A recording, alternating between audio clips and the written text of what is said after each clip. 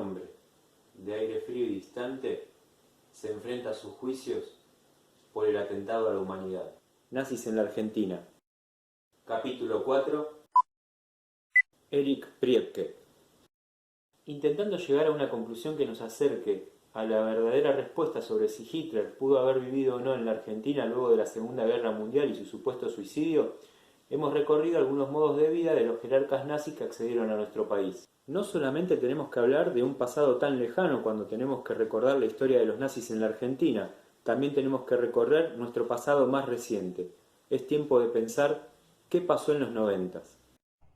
Un sistema de vuelos espaciales, mediante el cual desde una plataforma que quizás se instale en la provincia de Córdoba, esas naves espaciales van a salir de la atmósfera, se van a remontar a la estratosfera y desde ahí elegir el lugar a donde quieran ir. De tal forma que en 1 hora y media podemos estar desde Argentina, en Japón, en Corea o en cualquier parte del mundo.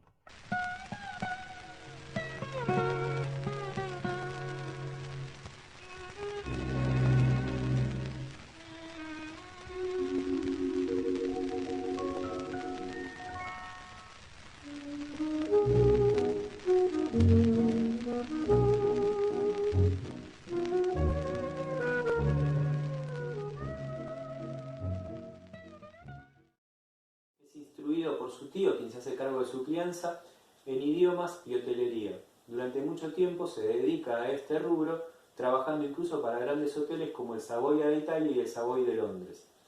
Hacia 1936 ingresa en la Academia de Policía Alemana para en 1937 ya formar parte de las SS. En 1940 su ascenso había sido progresivo, había pasado de comisario de policía a capitán de las SS y le asigna el Führer la misión de ir a Italia, en donde se va a producir la masacre de las fosas argentinas, que cumplía con una de las prioridades máximas de Hitler, que era asesinar a 365 italianos y judíos que habían participado por parte de la resistencia en la matanza de 33 soldados alemanes. Entonces esto funcionó como una represalia. Para ese entonces Italia ya estaba dividido en dos, por un lado los aliados, por el otro los nazis. Priebke fue uno de los encargados de los traslados a las fosas ardeatinas. Estas eran unas minas abandonadas que estaban afuera de Roma. En ese lugar hacían pasar de a 5 a los partisanos para fusilarlos por la nuca. Luego del final de la guerra, Priebke inicia su huida. Primero pasa por Londres para llegar definitivamente a la Argentina y se va a ubicar en San Carlos de Bariloche. ¿A que no saben cómo lo hizo?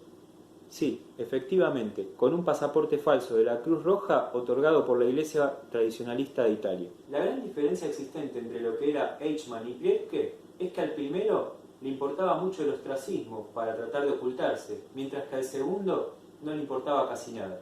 No solamente la Cruz Roja y la Iglesia Tradicionalista Italiana ayudaron a que Priebke pudiera llegar a Bariloche y llevar este tipo de vida, sino que también Odessa, una organización de nazis preparados para un tipo de situación como la que acontecía después del final de la Segunda Guerra Mundial, también había colaborado para el escape de Priebke y su recepción en este país. Tampoco podemos olvidar de ninguna manera la relación existente entre el Colegio Alemán de San Carlos de Bariloche y los nazis en la Argentina. En el caso anterior, Mengele. Llegó a la Argentina con la identidad falsa de Otto Pape, se instaló en la sociedad barilochense de la mejor manera, incluso dirigiendo el Instituto Cultural Germano-Argentino, para después dirigir la escuela primaria y la escuela secundaria. También trabajó en el Instituto Primo Caparo. Muy bien recibido entonces por la sociedad barilochense, se lo empezó a tildar de ciudadano ejemplar. En 1994, cuando comenzó a circular la información de su verdadera identidad, nadie quería creer que era verdaderamente un ejemplar nazi.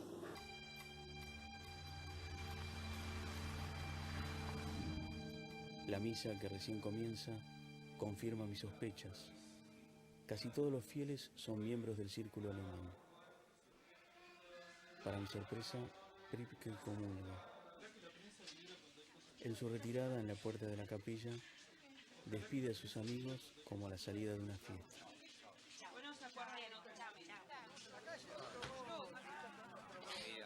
Priebke empieza a aceptar no va a hacer ninguna declaración. Si no se respeta, yo les pido por favor. No va a hacer ninguna declaración. ¿Querés filmarme a mí? ¿Querés filmarme a mí? ¿Querés filmar? No te la rompo, pero no te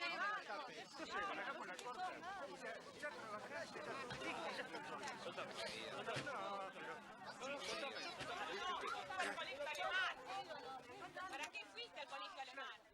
Ya me rompieron una parte de la cámara. Pero no la hagas más grande, viejo, no la hagas más, ya está todo bien.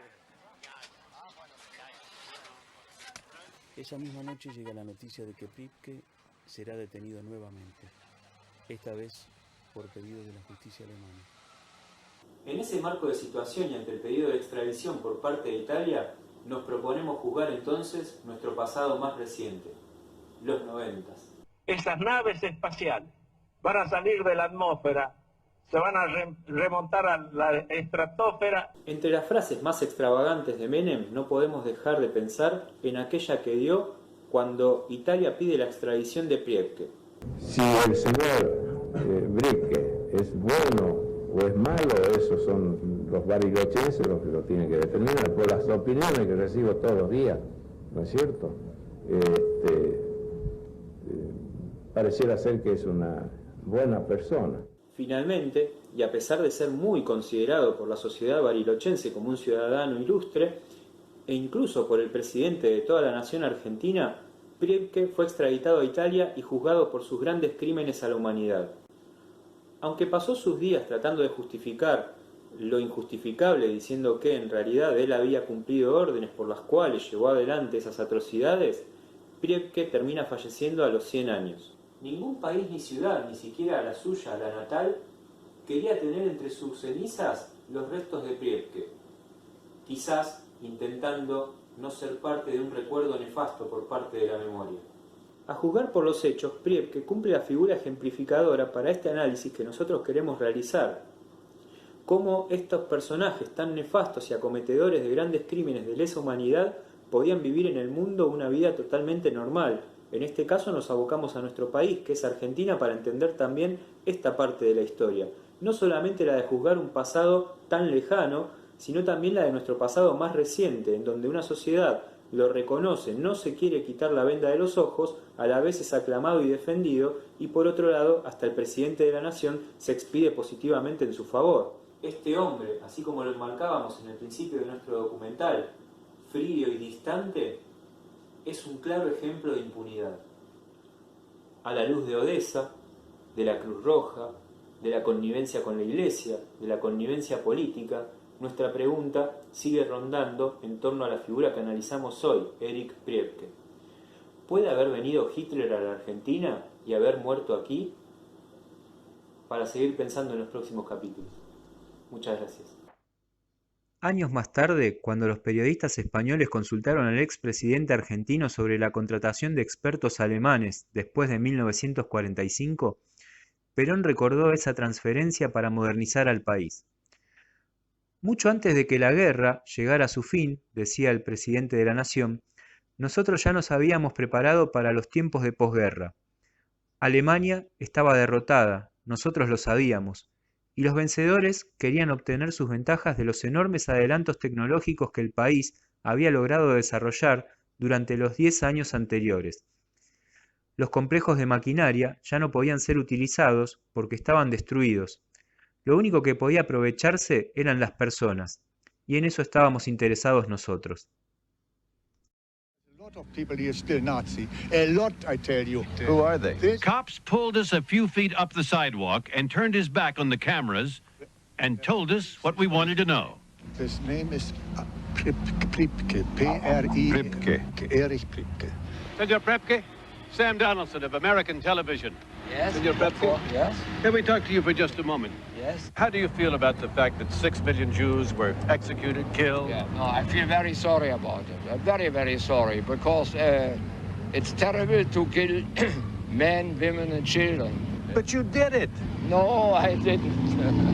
No, I never was against Jews. I'm from Berlin. We lived together in Berlin with many Jews. Desgraciadamente tengo eso pasado, no puedo negar naturalmente, pero...